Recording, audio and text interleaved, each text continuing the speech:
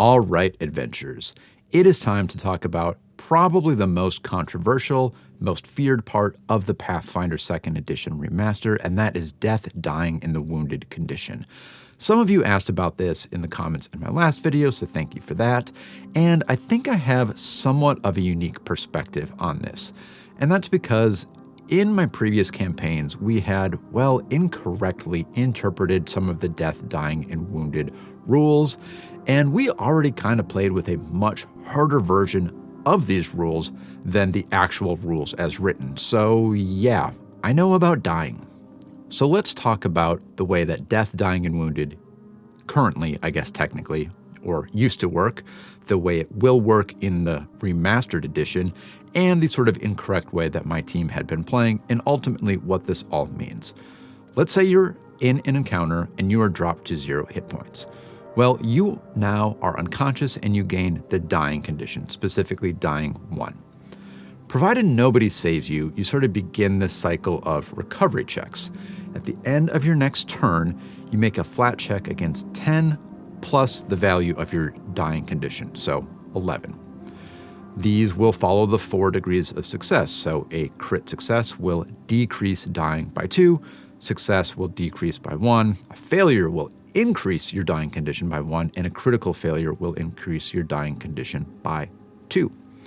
This will repeat until you are dying 0, aka stabilize, or dying 4, which is sort of permanent death. So not too bad, but now let's talk about the wounded condition and what that does to all of the math that we just went over. All right, the rulebook states that anytime you lose the dying condition, you gain the wounded 1 condition or increase your wounded condition by 1 if you already have that condition. So in that previous example, you save your way out of dying. You make that DC 11 flat check. Well, you are no longer dying, but you are wounded 1. If you are dropped to 0 hit points again before treat wounds or removing that wounded condition, you don't go back to dying 1, you actually go to dying 2.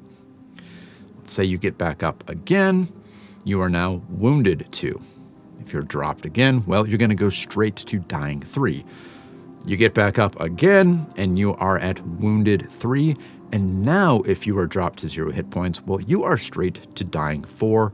You are permanently dead. So what has changed in the remaster? Well, under the remaster, when you make those recovery checks and fail, you increase your dying condition by 1, that hasn't changed, plus your wounded condition. Plus your wounded condition. For example, if you are wounded 1 and you are dropped to 0 hit points again, you go to dying 2, as we would expect under the previous rules and also under the remaster. That part hasn't changed.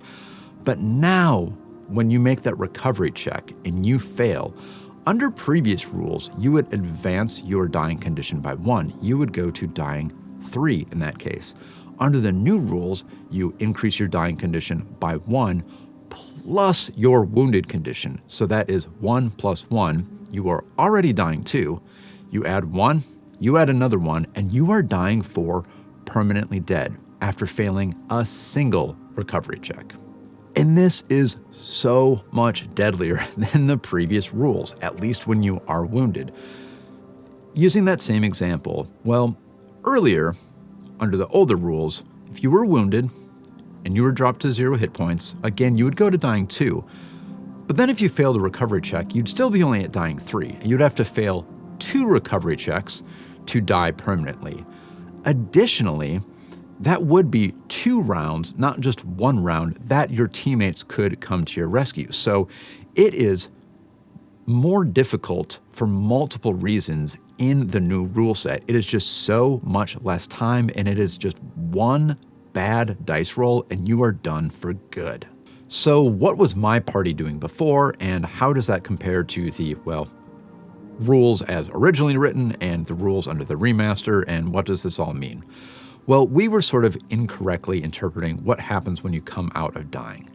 We thought that your wounded condition would have the value of your dying condition. For example, if you were dropped to 0 hit points, you go to dying 1 and you fail a check and you fail another check and you are now dying 3, but then you make a recovery check. The correct way to do this is you are dying 3, you make a recovery check. I guess it would be multiple in this case, but we thought that would mean that you went to wounded 3 because you had reached dying 3. That is incorrect. Even if you make your way all the way to dying 3 and someone comes and rescues you, you're still only wounded 1, not wounded 3 as we were doing. So we were carrying around much higher wounded values than was intended in either the previous or the remastered version of the rules. We also slightly misinterpreted treat wounds, if I remember right. We sort of thought that treat wounds would, on a success, lessen your wounded condition by 1. So if you were wounded 3, well, you would need 3 treat wounds in order to get back to not having the wounded condition. And that is also incorrect in both the old and the new version of the rules. Specifically, the wounded condition ends if someone successfully restores hit points to you with treat wounds. That's it. So if they succeed on treat wounds, you go from wounded 3 to wounded 0, you're totally fine. So yeah, we were really sort of double dipping on the awfulness of the wounded condition. So what does this all mean? What was it like to play under the old rules? What will the new rules be like? And what was it like with my incorrect version of the old rules? Well, there is no denying that the new rules are going to be much deadlier than the older Pathfinder rules as written. But as I said, my party played with an accidentally much more difficult, much deadlier version of the original rules, and we never did actually lose anybody to dying 4. We reached dying 3 plenty of times, and I remember one time we needed to use literally every single action coordinated amongst our entire party to save someone from dying permanently. So I imagine the new rules are going to be about, in terms of difficulty, as difficult as my team had accidentally made things on ourselves, which again was deadly. For the last 6 to 12 months or so, we've been playing with the correct rules, and it has been noticeably easier. So I guess I'm expecting to go to sort of that previous level of deadliness, but for different reasons. Expect some rough times ahead. I also think with these new rules, there's going to be a big focus on, well, not dying, not going unconscious in the first place, not relying sort of on that, oh, I went down and I need to be rescued. Party healers, you will need to get to your party members before they go down. Keep their hit points up. It's going to be a big mindset difference. The other impact I see is that you really, really want to be fully healed. I mean, treat wounds, rest for 10 minutes if you have full hit points before going into any encounter. One minor complaint I do have with Pathfinder 2nd Edition is the way that almost every encounter in the system really kind of expects you to be at full strength, otherwise you will just get decimated. And this is now especially true with the new wounded and dying rules. If you are carrying the wounded condition around, you need to be so careful in the next encounter that you really realistically should just hide in the back. This sort of ruins the gameplay you might want to do of pressing on, moving on, from encounter to encounter. We don't have time to rest. You're going to have to rest and fully treat wounds and just make sure no one is wounded before you get into the next fight. Another minor complaint I have with the new death, dying, and, well, wounded rules is that wounded sort of feels like it double dips, if you know what I mean. It both instantly advances your dying condition when you initially drop unconscious, but then also on a failed save, on a failed recovery check, it will again increase what would be happening.